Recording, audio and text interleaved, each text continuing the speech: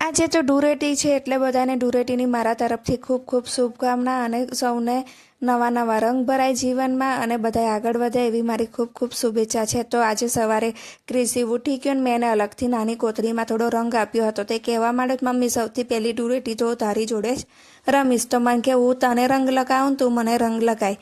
તો અમે બંને એકબીજાને રંગ લગાવ્યો અને અમે ધૂળેટીની ઉજવણીની શરૂઆત કરી દીધી. ત્યાં સુધી તો પરી સૂતી હતી એટલે અમે પરીને પણ ઉઠવાની રાહ જોતા હતા.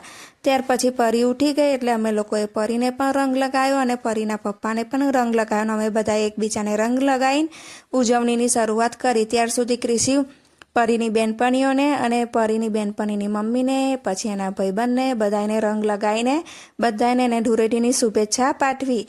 આમ ને આમ થોડો સમય થયો એટલે અમે લોકો ફરી ફ્લેટની નીચે ઉતરવા માટે તૈયાર થઈ ગયા અને બંને બાળકોને કહ્યું હતું આજે તમારે નહાવાનું નથી, ખાલી ચા નાસ્તો કરવાનો છે અને પછી આપણે નીચે જઈશું. તો એ લોકો કે મમ્મી અમે ફુગ્ગા લાવ્યા છે તો ફુગ્ગા ફૂલાઈ દઈએ. તો બંને જણ ફુગ્ગા ફૂલાવવા બેસી ગયા અને બંનેને મેં ફુગ્ગાની કોથળીઓ અલગ અલગ આપી હતી એટલે પોતપોતાના ફુગ્ગા પોતપોતાની કોથળીઓમાં ભર્યા અને પછી ફરી કહેવા માંડ્યા કે ચાલો હવે આપણે નીચે જતા રહીએ. તમે લોકો નીચે ઉતરતા હતા ત્યાં સુધી ક્રિશી અને પરીએ ફરીથી મને રંગ લગાવ્યો અને ફરીથી મને ધૂળેટી રમાડવાની કોશિશ કરી. મેં કહ્યું જો આપણે અહીં રમીશું તો ફરી પોતું મારવું પડશે ને પોતું હું તમારી જોડે કરાવડાવીશ.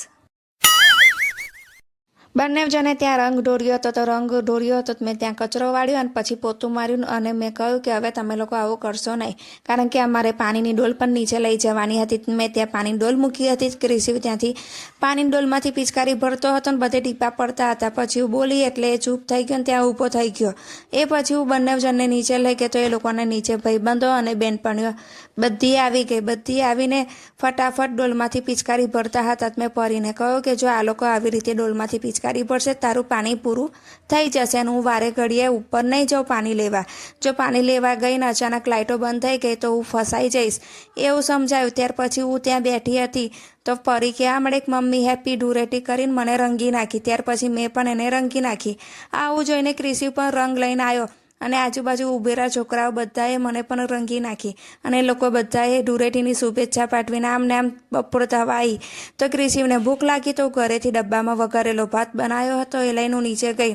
તો ક્રિશીએ ખાધો, થોડો મેં ખાધો. પછી હીરુ આવી હતી. હીરુ કે મને પણ ભૂખ લાગી છે તો એને પણ વઘારેલો ભાત ખાધો ને પછી એને પણ મને રંગી નાખીને આ બધી છોકરીઓ કહેવા માંડી કાંટી અમારો વિડીયો બનાવ. મેં એને વિડીયો બનાવ્યો. પછી ત્યાર પછી મારા ફ્રેન્ડ સર્કલ પણ આવી ગયા તો અમે લોકો બધા ભેગા મળીને ખૂબ જ ધૂળેટી રમ્યા. ત્યાર પછી છોકરાઓ ખૂબ જ એન્જોય કરતા હતા. જુઓ બાગના પાણીથી ડોલ ભરી ભરીને લાવતા હતા ને એકબીજા પર ઠાલવતા હતા અને નાના નાના છોકરા હતા એ પિચકારીથી એકબીજા પર પાણી છાંટતા હતા. આમને આમ એ લોકોએ ખૂબ જ એન્જોય કર્યો અને કહેવા મળે કે આંટી અમને આજે ખૂબ જ મજા પડી.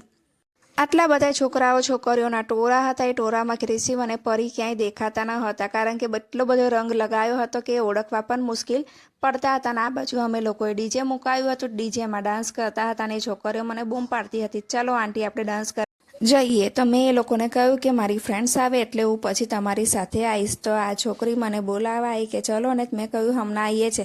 ત્યાર પછી બીજી બધી મારી ફ્રેન્ડ્સ આવી એટલે અમે બધાએ ખૂબ જ ધૂળેટી રમીને નાની છોકરી જો કેટલો સરસ ડાન્સ કરે છે. અને જ્યાં ધૂળેટી હોય ગમે તે ફેસ્ટિવલ હોય પરંતુ એ ફેસ્ટિવલ ગરબા વગર અધૂરો જ હોય છે.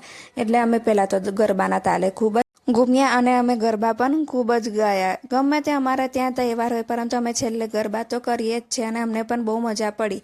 આ બાજુ પાછળ પરી આવી પણ પરી ઓળખાતી પણ નથી ને કહેવા મળે કે મમ્મી મને ફુગ્ગામાં ગાંઠ મારે. તો મેં કહ્યું તારે ફુગ્ગામાં ગાંઠ માર્યા કરતાં તું એ ફુગ્ગો કોકની પર ફેંક તો તને મજા પડશે. તો એને એવું કર્યું અને આ બાજુ અમે ગરબા ગાતા હતા પણ પરીને ગરબા આવડતા નથી એટલે પરી એ બાજુ રમવા ગયા. પછી બપોર થઈ એટલે બધાને એકબીજા ઉચકીને લાવતા હતા બાગમાં. જ્યાં કાદવ ભરેલો હતો એ કાદવમાં નાખતા હતા. ઘણી બધી પાણીની ડોલો ઠાલવતા હતા.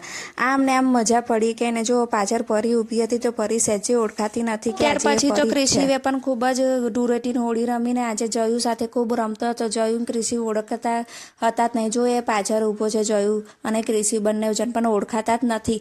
અને આ બાજુ આજે પરીના પપ્પાનો પણ વારો આવી ગયો. પરીના પપ્પા ત્યાં નળ પકડીને ઊભા હતા બધાએ એમને નવડાવી દીધા અને એક બાજુ બીજા એક ભાભી હતા એ પણ ડોલ ભરી ભરીને લાવતા હતા અને પરીના પપ્પા પર પાણી છાંટતા હતા. આમને આમ અમે લોકોએ ખૂબ જ મજા કરીને આ બાજુ ક્રિશી પણ ત્યાં ઊભો રહ્યો છું કે એનો વારો આવશે કે નહીં આવે પાણી નીચે નાહવાનો.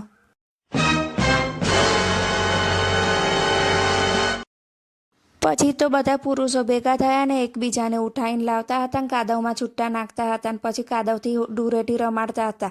આમ ને આમ બધાય નો એક પછી એક વારો આવ્યો. પછી પરીના પપ્પાનો પણ વારો આવ્યો તો એમને પણ એવું કર્યું. પછી છેલ્લે એ પણ ત્યાં નળ નીચે ઊભા નહીં લીધું. પછી આમ ને આમ છોકરાઓ પણ રમતા હતા. સૌથી વધારે હોળી અને ધૂળેટી રમવાની મજા તો બાળકોને જ આવી છે. અને બાળકો ઓળખાતા પણ નથી ને એ લોકોને તો ઘરે પણ નથી આવવાનું. જો સાંજ થવા આવી છે તો સાંજે અમે ઘરે આવીને બધાને નવડાયા અને ફ્રેશ થયા. અને આજે સાંજે અમારે બહુ ખાસ ખાવાની ઈચ્છા હતી ને એટલે મેં પાસ્તા બનાવ્યા. પાસ્તા બનાવીને પરી, ક્રિશિવના પપ્પાને આપી દીધા અને અમારો આજનો દિવસ આમ પૂરો થયો.